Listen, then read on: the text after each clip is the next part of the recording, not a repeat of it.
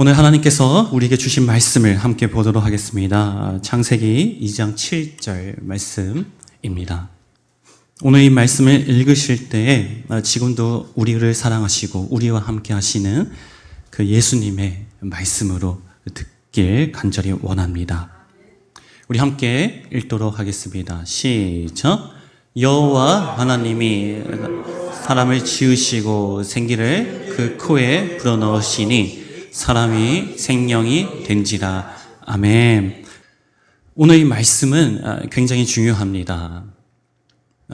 제가 이렇게 약속을 드리도록 하겠습니다. 나이가 적든 많든 신앙의 기간이 적든 많든 오늘 이 시간 가운데 이 말씀을 정확하게 분명하게 하나님이 말씀하시고자 하는 그 말씀대로 들으면 분명하게 하나님을 만나고 그 예수님의 은혜 가운데 우리의 본질이, 우리의 삶이 완전히 변화가 되는 줄로 믿습니다. 오늘 그런 믿음으로 특별히 오늘 이 말씀을 듣기를 간절히 원합니다. 오늘 이 창세기 2장 7절의 말씀은 우리가 중심교회에서 굉장히 중요하게 여기는 구절 중에 하나입니다. 이 말씀이 왜 중요하냐면 우리가 창세기 1장을 통해서 하나님께서는 궁극적인 목적의 대상이 인간에게 있다는 것을 우리는 알게 되었습니다. 그러니까 하나님께서 존재하시고 하나님이라는 그 이름 자체가 나는 인간을 위해서 존재하고 역사한다.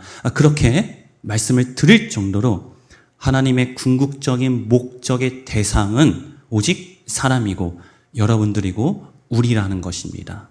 그러면 그 사람, 즉 하나님께서 그 사람을 어떻게 창조하셨는지 그런 설계도가 최초로 나온 구절이 바로 오늘 이 말씀이고, 어떻게 보면 성경 구절 전체에서 유일하게 하나님께서 사람을 어떻게 구성했고 창조했는지 그 유일한 말씀이기 때문에 굉장히 중요하다는 것입니다.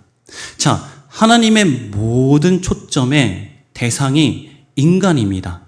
근데 그 인간의 설계도가 바로 본문입니다. 그러면은 이 말은 우리가 알 수 있는 사실은 뭐냐면 하나님께서 궁극적 목적의 대상인 인간에 대해서 우리는 정확하게 알 수 있다는 것입니다.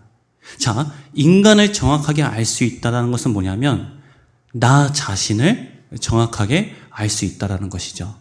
우리가 창세기 2장 7절에서 사람에 대해서 우리가 알지 못한다면은 사실은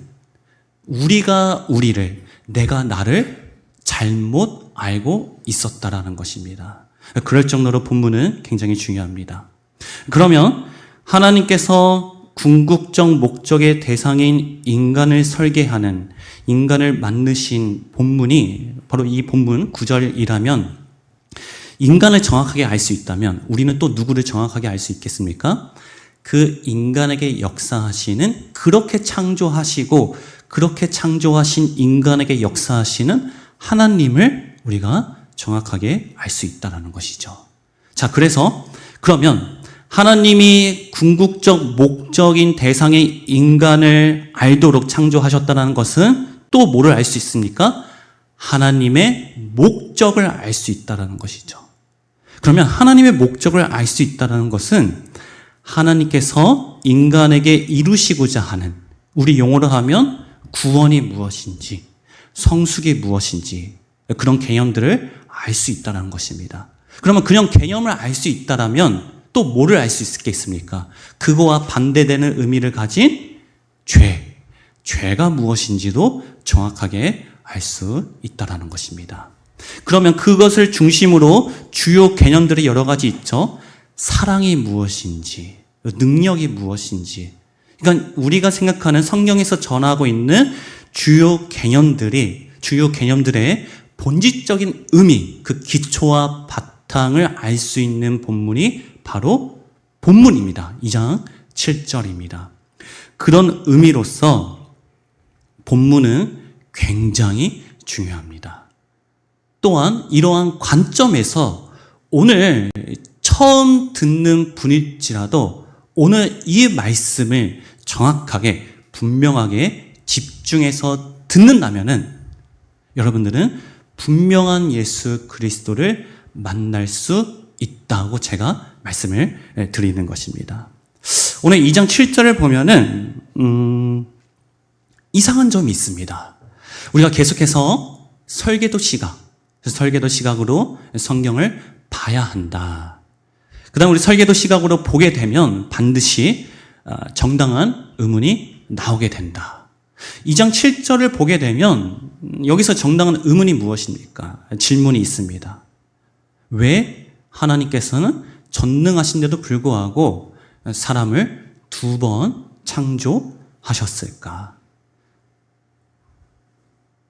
자, 하나님께서는 첫 번째 땅의 흙으로 사람을 창조하셨습니다.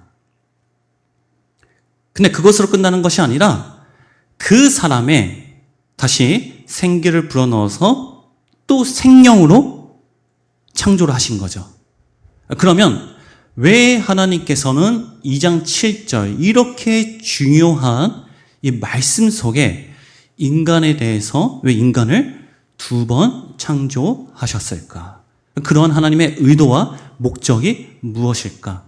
반드시 우리는 이러한 질문을 던져야 한다는 것이죠. 이 창조하다는 어디서 처음 나오죠? 창세기 1장에서 처음 등장합니다. 자, 우리 그림을 좀 보여주시기를 바라겠습니다. 창세기 1장을 보면은 창조하다라는 이 단어가, 이 문장이 3번 등장합니다. 자, 일단은 창조하다, 이 의미가 혹시 무엇인지 아십니까? 그러니까 만들다와 창조하다의 차이가 무엇이죠? 자, 만들다는 원래 있는 것을 다시 재사용해서 다른 것을 만들어내는 것을 만들다라고 합니다. 근데 창조하다는 뭐냐면 무에서 아무것도 없는 것에서 있는 것으로 변화시키는 것, 전환시키는 것이 바로 창조하다입니다. 다시 한번, 만들다면 유에서 유로 만든 것이 만든 것이고, 창조하다는 무에서 유로 변환시키는 것이 창조하다입니다. 근데 이 창조하다는 것이 창세기 1장에 3번 등장합니다. 반드시 이거에 대해서 우리가 질문을 가져야겠죠. 자, 첫 번째 등장하는 구절이 창세기 1장 1절이죠. 그렇죠? 태초에 하나님이 천지를 창조하시니라. 1장 1절에 지구를 만드실 때, 즉 하나님께서 땅을 만드실 때 창조하다라고 그렇게 말씀하십니다. 자, 그러면 우리가 여기서 알 수 있는 사실은 무엇이죠?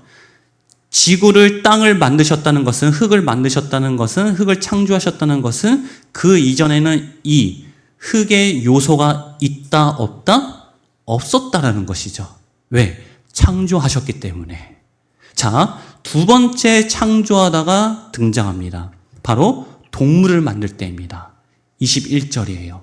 하나님께서는 동물을 만드실 때 창조하셨습니다. 그러면 우리가 여기서 알 수 있는 사실은 뭐냐면, 이 동물을 만드실 때 창조하셨다는 것은 무엇인지는 모르겠지만 그 동물이 가지고 있는 고유한 속성이, 그 요소가 그 전에는 없었다라는 것이죠. 왜? 창조하셨기 때문에. 근데 하나님께서 흙을 창조하시고 동물을 만드시기 전에 하나를 만드십니다. 바로 뭘 만드시죠? 식물을 만드십니다. 그러면 그 식물을 만드실 때는 창조하다라고 하지 않고 만들다, 땅은 식물을 내라, 즉 만들다라는 것이죠. 그러면 그 식물은 무엇으로 구성이 되어 있다는 것이죠? 그 흙으로 구성이 되어 있다는 것은 알 수 있습니다. 근데 그 식물에는 없는 것이 동물에는 있다라는 것이죠. 왜? 동물을 만드실 때 창조했기 때문에. 다시 말해서 동물은 흙 플러스 하나님이 창조하신 그것이 두 가지 요소가 된 것이 바로 동물이라는 것입니다. 자, 세 번째는 사람을 창조하실 때 하나님께서 창조하십니다. 자, 보세요. 그러면 사람을 만드실 때 하나님께서 창조하셨다는 것은 뭐냐면 사람에게 있는 그것은 동물에게도 없고 식물에게도 없다라는 것이죠. 왜? 창조는 무에서 유로의 전환이기 때문에. 그런데 사람을 만드실 때는 창세기 1장 27절에 식물도 동물도 하지 않으신 독특하게 사람을 만드십니다. 바로 자기 형상대로 만드신다는 것이죠. 하나님의 형상은 곧 영입니다. 하나님은 영이시니 우리가 신령과 진정으로 예배를 드릴지니라. 하나님은 영적인 존재를 자기 형상으로 말씀을 하신 것입니다. 그래서 자기의 영대로 유일하게 사람을 만드셨다는 것이죠. 자, 그래서 여기서 알 수 있는 사실은 뭐냐면 하나님께서 식물과 동물에게 주지 않았던, 즉 그때 창조하지 않았던 사람에게 만들 때 창조했던 그것이 바로 영이라는 것이죠. 그러면 동물에게 만들었던 것은 바로 혼이 되는 것입니다. 그래서 데살로니가 5장 23절인가요? 사람은 영과 육과 혼으로 구성이 되어 있다라는 것이죠. 자, 그래서 하나님께서 땅으로 사람을 만들었다라는 것은 뭐냐면 영과 육과 혼이 있는 완전한 사람을 하나님께서 창조하셨다는 것이죠. 근데 여기서 이제 주의할 점이 뭐냐면 그 완전한 사람이 뭐랑 똑같다? 흙이랑 똑같다라는 것입니다. 다시 창세기 2장 7절을 보면은 흙으로 사람을 만드셨습니다. 즉 흙이 원인이고 사람이 결과죠. 그러면 이 결과가 흙이라는 원인에서 나왔다라는 것은 뭐냐면 이 사람의 근본적인 본질적인 요소가 원인과 똑같다라는 것입니다. 완전한 사람일지라도 뭐다? 흙이다. 성경에서는 죽은 자, 이 죽음에 대해서 이렇게 말씀을 하고 있습니다. 바로 이 흙으로 된 자가 죽은 자라는 것이죠. 그러니까 분명히 영, 육, 혼, 완전한 사람일지라도 하나님의 관점에서 볼 때는 땅의 흙이라는 것입니다. 성경에서는 죽음에 대해서 두 가지를 말씀하고 있습니다. 자, 첫 번째는 육적인 죽음, 두 번째는 영적인 죽음입니다. 육적인 죽음은 뭐냐면 그 사람 안에 사람의 영이 없을 때 그거를 육적인 죽음이다. 우리가 다 마주하는 죽음입니다. 근데 영적인 죽음은 뭐냐면 그 사람 안에 하나님의 영이 없는 상태입니다.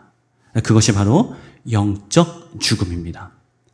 성경은 이 두 가지 죽음을 다 말씀하고 있습니다. 그런데 하나님의 관점에서는 어디에 초점을 두고 있냐면은 이 영적인 죽음에 초점을 두고 있죠.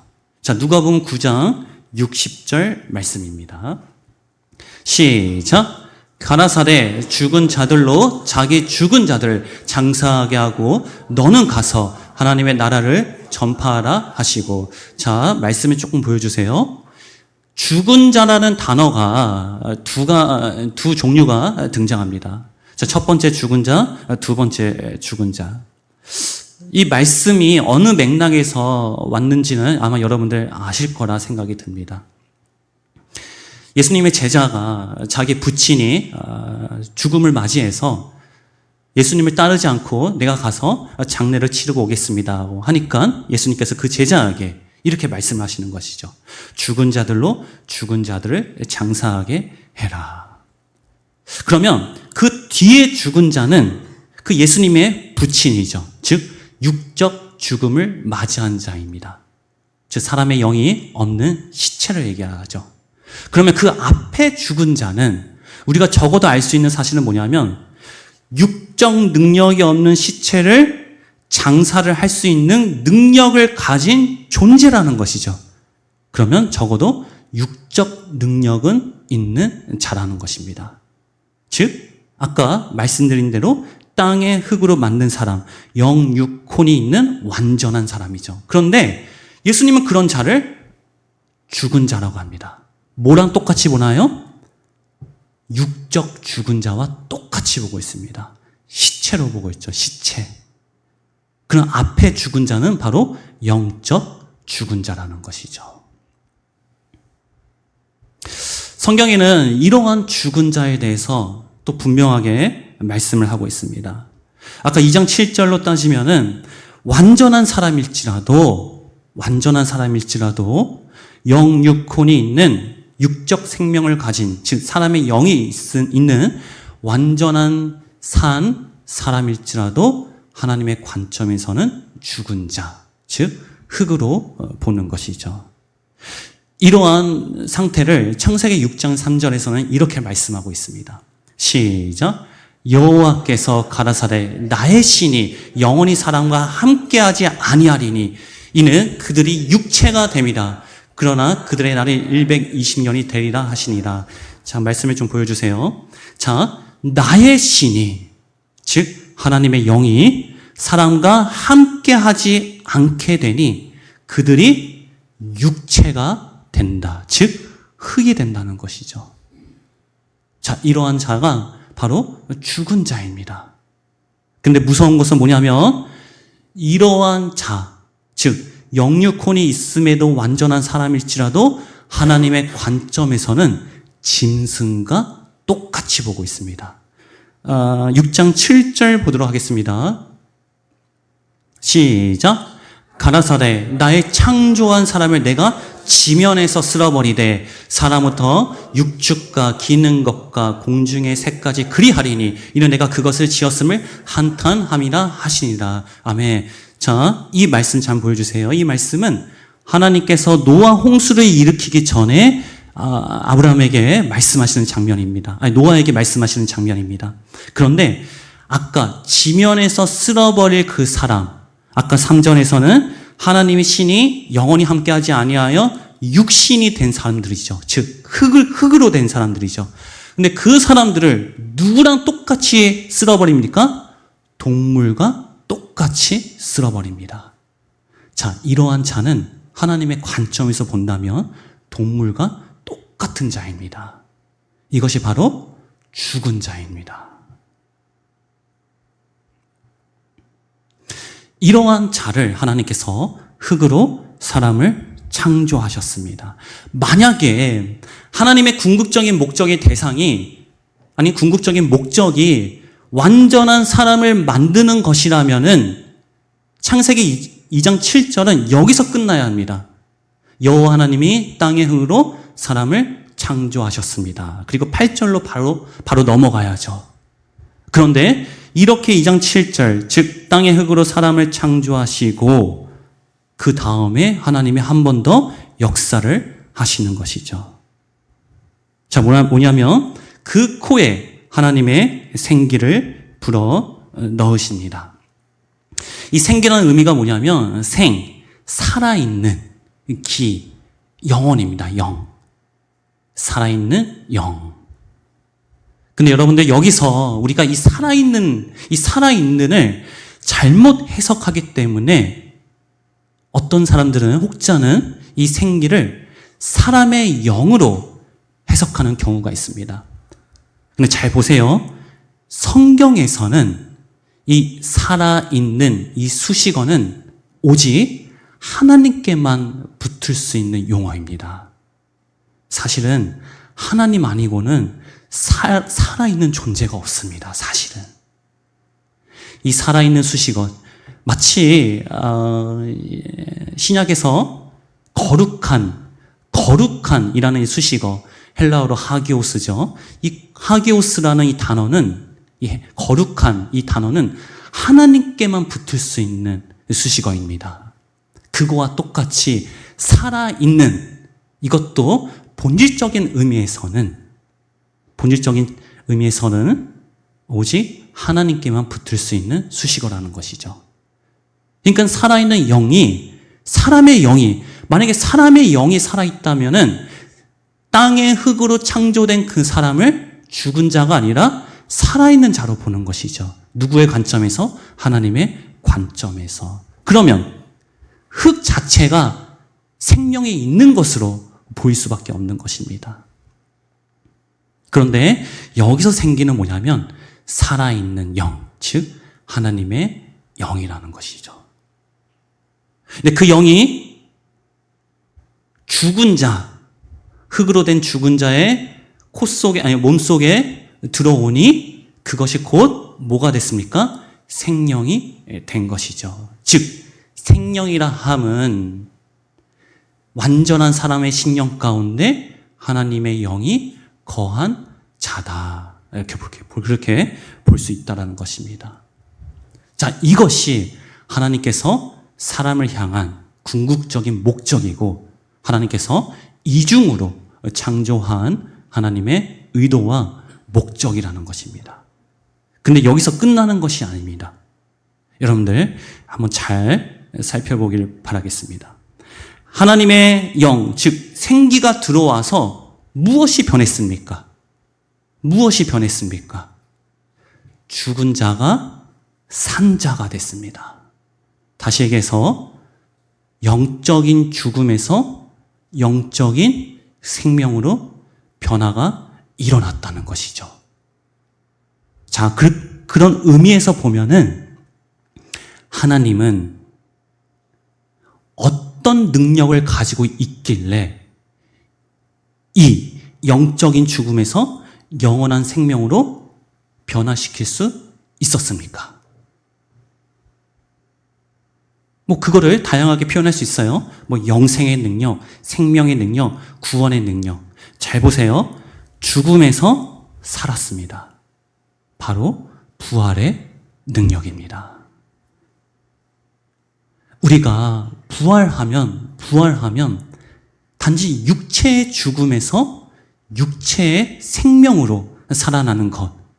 그렇게 오해하는 경우도 있고 또 관념적으로, 추상적으로 생각하는 경우가 있습니다. 근데 오늘 이 말씀, 그러니까 사람에 대한 설계도 최초, 유일한 말씀, 처음 나온 말씀, 여기서 하나님께서 진짜 죽음이 무엇인지를 말씀해 주셨고 진짜 생명이 무엇인지, 즉 진짜 죽음에서 살아난 게 무엇인지, 그걸 우리는 부활이라고 하죠. 그 부활이 무엇인지를 정확하게 말씀을 해주고 있다라는 것이죠. 다시 얘기해서 죽은 자 가운데 들어오신 그분이 부활의 능력을 가지고 있기 때문에 그 능력이 우리의 능력이 돼서 우리 또한 예수님께서 경험한 그 영적 죽음에서 영적 생명으로 되신 그 경험을 우리 또한 누리게 되고 경험을 할 수 있다라는 것입니다. 그래서 부활하신 예수 그리스도가 들어왔다는 것은, 내 안에 거하신다는 것은 뭐냐면, 우리가 그냥 관념적으로 추상적으로 시체가 살아났다 그 정도가 아니라, 그러니까 육의 죽음을 뛰어넘어서 그 누구도 해결할 수 없는 영적 죽음. 분명히 완전한 사람인데 나는 짐승과도 똑같았고 죽은 시체와도 똑같았던 나의 정체성을 완전히 변화시킨 그 부활의 능력이 바로 예수 그리스도의 부활이며, 그게 바로 부활의 능력이라는 것입니다. 자, 이러한 관점에서 우리가 서신서에 보면은 그 부활에 대해서 굉장히 말씀을 많이 나누고 있습니다. 등장하고 있죠.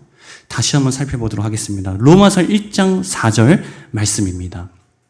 시작! 성결의 영으로는 죽은 가운데서 부활하여 능력으로 하나님의 아들로 인정되셨으니 곧 우리 주 예수 그리스도시나. 아멘. 자, 죽은 자 가운데서 부활하여. 그냥 시체 가운데서 부활한 것이 아닙니다.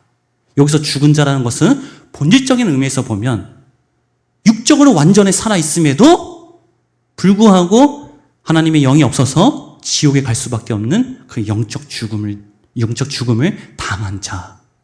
그것을 하나님이 영적 생명으로 변화시킨 역사를 얘기하는 거죠. 로마서 6장 9절 시작. 이는 그리스도께서 죽은 자 가운데서 사셨으면 다시 죽지 아니하시고 사망이 다시 그를 주장하지 못할 줄 압니다. 아멘. 오늘 말씀 잠깐 보여주세요. 자, 부활하신 예수 그리스도가 우리 안에 있으면 다시는 우리가 선포하듯이 한번 말씀을 해주세요. 다시는 죽지 아니한다. 다시는 죽지 아니한다. 그리고 여기서 사망이 단지 육체의 사망을 얘기하는 것입니까? 아닙니다. 지옥 가는 벌, 즉 지옥 가는 죽음. 그 사망이 다시는 그를 주장하지 못할 줄을 알미라. 그 예수 그리스도를 주장하지 못하기 때문에 그분을 받아들인 우리 또한 그 사망이 우리에 대해서 다시는 주장하지 못한다는 것이죠. 오늘 이 믿음이 여러분들에게 우리에게 정말 실제가 되기를 원합니다. 또 하나 고린도전서 15장 20절 말씀 시작. 그러나 이제 그리스도께서 죽은 자 가운데서 다시 살아 잠자는 자들의 첫 열매가 되셨도다. 그 첫 열매가 우리 가운데 있다라는 것이죠. 자, 골로새서 1장 18절 시작. 그는 몸인 교회의 머리라. 그가 근본이요 죽은 자 가운데서 먼저 나신 자니 이는 친히 만물의 으뜸이 되려 하심이요. 이 만물의 으뜸이 누구 가운데 있다고요? 우리 가운데 있다고요. 오늘 이 말씀이 정말 여러분 가운데 실제가 되길 원합니다. 이거는 마치 이거랑 똑같아요. 우리가 티셔츠를 후지근하게 입고 거지처럼 다니고 있습니다. 근데 우리 카드에, 만약 내 카드에 100억이 있어요. 100억. 그러면 아무리 많은 사람들이 내 이 행색을 보고 욕을 하고 나를 지적하고 비난할지라도 우리는 어떻습니까? 당당할 수 있죠. 왜? 내 카드에 100억이 있기 때문에. 즉 보장이 되었다는 것이죠. 똑같습니다. 아무리 우리에게 나에게 어려움이 있고 죽을 것 같고 이런저런 고민과 좌절된 상황과 환경과 그런 것들이 사방에서 우격삼을 당할지라도 나는 절대 죽지 않는다. 왜? 그 부활하신 예수 그리스도의 능력이 이제는 내 능력이 되었기 때문이다. 이 말씀을 우리가 계속해서 선포해야 합니다. 제가 드린 이 말씀이 제가 2주 전에 설교했던 이제는 말씀이 정말 나에게 실제가 되길 원합니다. 그런 마음이 있다면 우리가 다른 것에 소망을 갖는 것이 아니라 다른 주요 개념들, 예수님은 나를 사랑하십니다. 나와 함께 하십니다. 다 좋습니다. 그런데 그것들의 그런 개념들을 하나로 함축한다면, 한 단어로 요약한다면 그것이 바로 부활입니다. 부활. 그래서 이렇게 선포하길 원합니다. 나는 부활했습니다. 나는 부활했습니다. 너가 나를 욕해도, 내가 지금 이 자리 가운데 실패했을지라도, 내 마음에 그 누구한테도 말하지 못하는 고민과 상처가 있을지라도, 그런 분노가 있을지라도, 그래도 괜찮아. 나는 부활했어. 나는 부활했어. 이 부활의 의미를 정확하게 알겠죠? 단지 시체에서 육적 죽음을 해결하신 것이 아니라 더 나아가서 짐승과 똑같았던 나, 죽은 시체와 똑같았던 나, 이 영적 죽음을 승리하신 그 부활입니다. 그리고 그 누구도, 그 죽음도 나를 주장하지 못하는 그 부활입니다. 이 부활을 여러분들 삶 가운데 마음껏 혹은 힘들 때, 우리가 아프면 약을 먹죠. 그렇듯이 우리가 힘들 때, 어려울 때, 내가 영적으로 아플 때 약 먹는다 생각하고 이 부활 말씀을 내 입으로 직접 선포하길 원합니다. 그래서 진짜 죽은 자였던 우리가 이제는 산자가 되는 그 부활을 누리는 우리 공동체가 되길 간절히 원합니다.